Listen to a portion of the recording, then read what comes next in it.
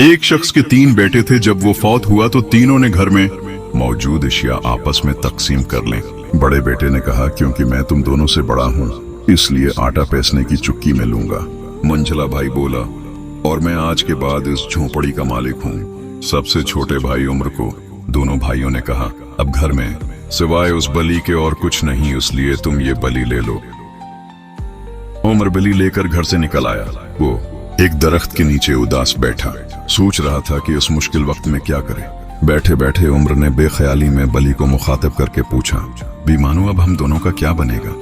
बल्ली ने जवाब दिया, मेरे आका, आप बिल्कुल परेशान न हो। जैसे मैं आपको कहूँ आप इस पर अमल करते जाएं, फिर देखना आप अपने दोनों भाइयों से अमीर हो जाएंगे। बलि को बोलते देखकर उमर बहुत हैरान हुआ। उसने बलि से पूछा, मुझे क्या करना चाहिए? बल्ली ने कहा, आप मुझे एक जोड़ा कपड़ों का और एक जोड़ा अच्छे से जूतों का खरीद दें और बाकी काम मुझ पर छोड़ दें। उमर ने बलि को कपड़े और जूते खरीद कर दे दिए। बलि ने कपड़े और जूते पहने और जंगल में से एक मोटा ताजा खरगोश पकड़कर बादशाह के महल की तरफ चल पड़ी। मानो ने महल के दरबान को कहा वो केमल आबाद के नवाब की तरफ से बादशाह के लिए तहफा लेकर आई है, इसलिए उसे बादशाह से मिलने दिया जाए। आज से पहले किसी ने भी बल्ली को बोलते नहीं सुना था, इसलिए फौरन ही मानो को बादशाह से मुलाकात के लिए अंदर भेज दिया गया। बादशाह अपने दरबार में बैठा था कि बी मानू ने जाकर कहा, बादशाह सलामत, ये खरगोश आपके लिए मेरे आका जनाब उमर साहब नवाज आपकी केमलाबाद ने तहफा के तौर पर भेजा है। बराए मेहरबानी मेरे आका का तहफा कबूल फरमाएं। बादशाह ने बली को बोलते देखा तो बहुत हैरान हुआ। उसने मानो से यह भी न पूछा कि रियासत केमलाबाद कहाँ पर है। खरगोश लेकर बादशाह ने कहा, तुम अपने आका नवाब आप केमलाबाद का मेरी तरफ से शुक्रिया अदा कर देना और उनको मेरा सलाम कहना। बल्ली ने कहा, जी अच्छा हुजूर, और वहां से वापस आ गई। चंद रोज बाद बली ने 2 मोटे मोटे तीतर पकड़े और उन्हें लेकर फिर बादशाह के दरबार में चली गई। वहां जाकर पहले की तरह मानो ने तीतर बादशाह की खिदमत में पेश करते हुए बताया कि ये नवाब आफ केमल आबाद की तरफ से बादशाह के लिए तोहफा है।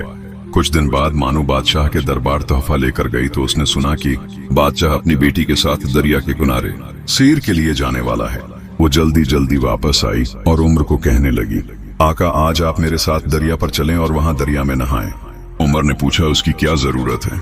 मानो ने कहा, आप कोई सवाल न करें, जैसा मैं कहती हूँ वैसे ही करते जाएं।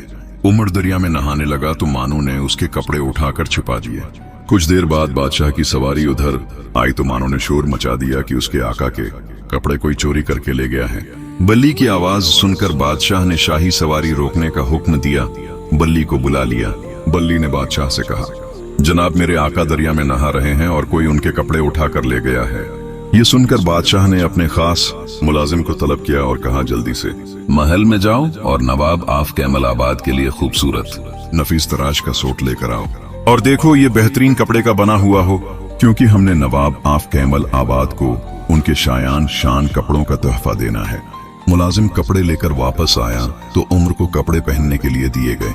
उमर ने दरिया से निकलकर कपड़े पहने। अब बिली ने बादशाह से उमर का तारुफ करवाया। बादशाह ने कहा, नवाब साहब आप हमारे साथ ही बगी में बैठ जाएं, हम आपको घर छोड़ देंगे। उमर खामोशी से शाही बगी में बैठ गया। उसके साथ वाली सेट पर शहजादी बैठी थी।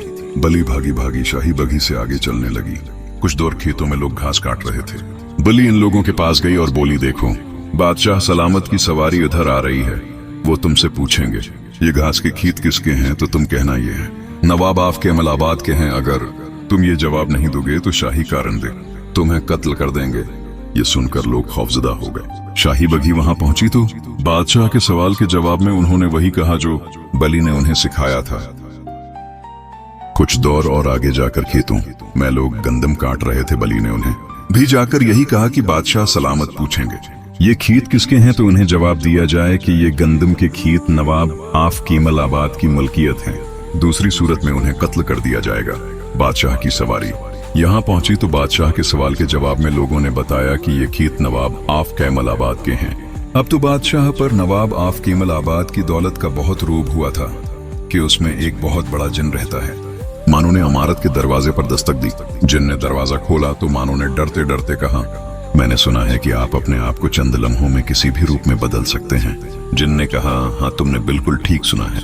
अगर तुम्हें यकीन नहीं तो अंदर आओ, मैं तुम्हें उसका अमली मजाहिरा दिखाऊं। अंदर आकर जिन ने अपने आप को एक खौफनाक शेर में बदल लिया। मानो बली डरकर कमरे में रखी अलमारी के ऊपर जा बैठी और कहने लगी, बेशक आप जैसे बड़े डेल डूल के मालिक के लिए इतने बड़े जानवर की शक्ल अख्तियार करना कोई मुश्किल नहीं। मजा तो जब है कि आप अपने आप को किसी छोटे से जानवर की तरह बनाएं, मिसलन चूहा वगैरह। जिन ने बली की बात सुनकर गुस्से से कहा, हम ये भी कर सकते हैं, और एक जोरदार चंघाड़ मारकर उसने अपने आप को चूहे में तब्दील कर लिया। ये देखते ही बल्ली ने अलमारी से छलांग लगाई और झपटकर चूहे को निगल लिया। अब वो बिल्कुल बेफिक्र होकर दरवाजे पर जा खड़ी हुई। शाही बघी जब उस अजीम उलशान इमारत के करीब आई तो बल्ली भाग कर आगे आई और बोली, जनाब मैं बादशाह, सलामत को नवाब, आपकी मलाबाद की रहाइश गाह पर खुशामदीद कहती हूँ। इतनी बड़ी इमारत देखकर बादशाह के दिल में उमर की इज्जत मजीद बढ़ गई। अब बादशाह ने उमर से पूछा, क्या मैं आपके घर को अंदर से भी देख सकता हूँ? उमर बेचारा जो तमाम वाकयात से बेखबर था, सिर्फ गर्दन हिलाकर रह गया।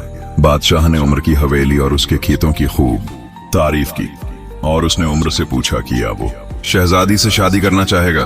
उमर को भी शहजादी अच्छी लगी थी, इसलिए उमर ने फौरन ही शादी की हामी भर ली। कुछ दिन बाद शहजादी और उमर की शादी हो गई और दोनों हंसी खुशी रहने लगे।